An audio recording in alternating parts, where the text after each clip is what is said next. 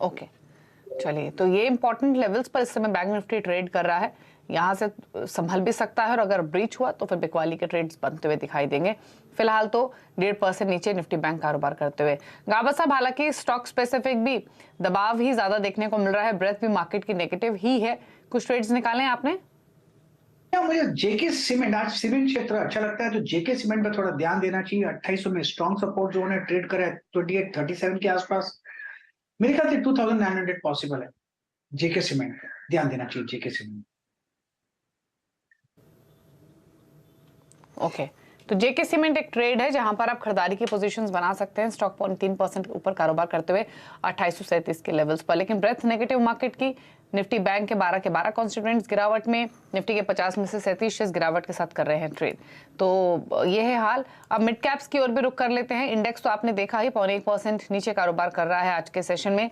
Pockets हालांकि दिखा देते हैं जहां सबसे ज्यादा प्रेशर आज के सेशन में देखने को मिल रहा है, यहाँ पे सबसे ज्यादा एक्शन जहां है। मिड कैप इंडेक्स अब 250 पॉइंट नीचे, ऑलमोस्ट 1% नीचे स्लिप होते हुए दिन के लोअर लेवल्स पर। आईटी में गिरावट, कल चला आईटी, आज नीचे। एल&टी, एमाइंट्री, info edge, L and T tech services, Birlasoft 1.5% नीचे कारोबार कर रहे हैं। सरकारी बैंकों में गिरावट हावी होते हुए आज UCO bank, bank of Baroda, bank of India, union bank, ये भी गिरावट के साथ ट्रेड करे। 2.5% नीचे ये तमाम स्टॉक्स हैं। रियल्टी में भी हमने लगातार प्रेशर देखा है। इनेबल्स रियल तो इनफैक्ट नंबर्स के बाद काफी टूटा है, आज वापस से फिसला 3%। ऊपर रियल्टी 3% नीचे। गोदरेज डीएलएफ में भी 1.5 से 2% की गिरावट आज के सेशन में। सीमेंट स्टॉक्स, यहाँ पर एक्शन तेजी का है प्राइस बढ़ने की खबरों के बीच में। सागर सीमेंट 6% ऊपर, जेके सीमेंट 3% ऊपर, हिडलबर्ग सीमेंट और केसीपी लिमिटेड में भी 1.5 से 2% के मूव्स देखने को मिल रहे हैं। केमिकल स्टॉक्स दिखाते हैं, BASF, alkyl amines, Clariant chemicals, Kanoria chemicals, यहाँ एक्शन है। कनोरिया इनफैक्ट अपने बढ़त अब गवा चुका है, बाकी स्टॉक्स 1 से 2% की बढ़त दिखा रहे हैं। मिड कैप्स में को सिलेक्ट स्टॉक जो तेजी में कर रहे हैं कारोबार, उसमें शैफर इंडिया, दारीपार, रामको सीमेंट और रेमंड है, जहां पर खरीदारी देखने को मिल रही है आज के सेशन में। तो ये कुछ सेलेक्ट पॉकेट हैं। लूजर्स भी दिखा देते हैं मिड कैप्स पे, उसमें इफ्का लैबोरेटरीज 4% नीचे, बायोकॉन 4% नीचे है, मैक्स फाइनेंशियल में 3.5% की गिरावट और आईबी हाउसिंग 3.5% नीचे ट्रेड करते हुए इस समय। तो मार्केट में कमजोरी तो है और प्रेशर अब और माउंट होते हुए। लेकिन सीमेंट की बात कर लेते हैं, क्योंकि आज गिरावट भरे माहौल में सीमेंट का जलवा देखने को मिल रहा है। क्यों दौड़ रहे हैं सीमेंट स्टॉक्स, ये समझाने के लिए यतिन मोता हमारे साथ मौजूद हैं। तो यतिन, बताइए तेजी की क्या वजह है सीमेंट स्टॉक्स में? Good afternoon Deepali. देखिए, अगर हम सीमेंट शेयरों की बात करें तो एंटीक ब्रोकिंग ने जो सीमेंट डीलर चेक किया है उसके मुताबिक लगभग 15 रुपए तक की आपको cement price hike pan India basis पे होती हुई नजर आई है। ऑब्वियसली जो सबसे ज़्यादा प्राइस हाइक हुआ है वो हुआ है वेस्ट इंडिया में, खास करके मुंबई महाराष्ट्र के इलाकों में आपने देखा है 15 रुपए तक एक सीमेंट बैग महंगी हो चली है। इसके अलावा अगर आप नॉर्थ और साउथ मार्केट्स की बात कर ले तो 5 से 10 रुपए प्रति बैग के हिसाब से सीमेंट के दामों में इजाफा हुआ है। इंपॉर्टेंट ये नहीं जानना कि 15 रुपए तक यहाँ बढ़ोतरी हुई है, इंपॉर्टेंट ये है कि 3 से 4 महीनों के अंतराल के बाद ये सीमेंट के दामों में आपको बढ़ोतरी देखने को मिल रही है। सीमेंट डीलर्स की अगर आप माने तो उनका कहना ये है कि ये जो सीमेंट प्राइस हाइक है ये यहाँ से भी ज़्यादा हो सकती है आगे चलते हुए, और जो प्राइस हाइक्स कंपनियों ने लिए शायद अभी सस्टेनेबल लग रही हैं। तो अब अगर सीमेंट के दाम बढ़ रहे हैं और कोयला रॉ मटेरियल्स की जो चीज़ें हैं वहाँ दाम अगर घट रहे हैं तो सीमेंट जो प्राइस हाइक ले रहे हैं शायद इसमें मार्जिन सीमेंट कंपनी का सुधरे आने वाले दिनों में। और इसी वजह से आज पूरे के पूरे सीमेंट पैक में आप देखेंगे कि चौतरफा खरीदारी है।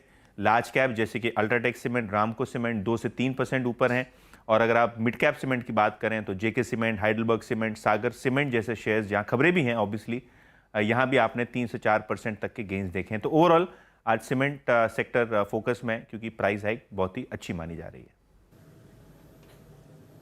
शुक्रिया यतिन। तो प्राइस हाइक जो हुई है उसके बाद एनटी की रिपोर्ट भी पॉजिटिव और हम एक्शन तेजी देख भी रहे हैं इन सभी स्टॉक्स में। जेके सीमेंट तो कावा साहब की बाय कॉल भी है, लेकिन हम रामको सीमेंट पर एक राय ले लेते हैं। गावा साहब, क्या व्यू रामको सीमेंट पर 737 पर कर रहा है ट्रेड? बिल्कुल, रामको सीमेंट भी मुझे अच्छा ही लगता है। मैं कहूंगा बेस बना हुआ है करीब 720-25 के आसपास, 730 के आसपास।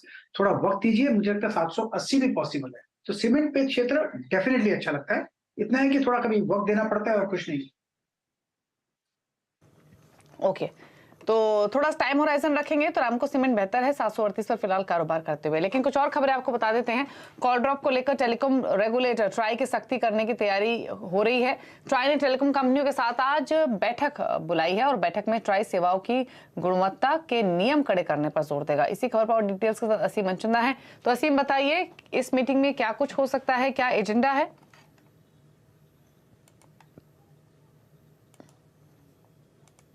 कि जब से 5G सेवाओं की शुरुआत हुई है तो लोग बहुत ज्यादा कॉल ड्रॉप और सेवाओं की क्वालिटी में डिटरेशन एक्सपेक्ट कर रहे हैं। तो उसको देखते हुए टेलीकॉम रेगुलेटर ट्राई ने आज टेलीकॉम कंपनियों के साथ बैठक बुलाई है। 3:30 बजे ये बैठक शुरू होगी। इसमें टेलीकॉम कंपनियों को निर्देश दिए जाएंगे कि आप सेवाओं की क्वालिटी सुधारें। खासतौर से कि अभी जो बेंचमार्क है कॉल ड्रॉप्स के, सारी टेलीकॉम कंपनियां उसको आसानी से पूरा कर लेती है, लेकिन ट्राई चाहता है कि इस बेंचमार्क को बढ़ाया जाए ताकि टेलीकॉम कंपनियां सेवाओं को सुधारने के लिए मजबूर हो। साथ ही साथ जो 5G सेवाएं शुरू हो रही हैं उसमें अभी कोई भी क्वालिटी ऑफ के पैरामीटर्स तय नहीं है, तो ट्राई उसको पैरामीटर्स को भी तय करना चाहता है। तो आज सभी टेलीकॉम कंपनियों के साथ जब बैठक होगी तो उनसे बताया जाएगा कि हम क्वालिटी ऑफ पैरामीटर्स सर्विसेज नापने के उसको कड़े करने जा रहे हैं। तो उसके बाद टेलीकॉम कंपनियों को अपना नेटवर्क सुधारने के लिए मजबूर होना पड़ेगा, जिससे कि आपको आने वाले दिनों में बेहतर सर्विसेज टेलीकॉम सेवाओं में मिल सकती हैं।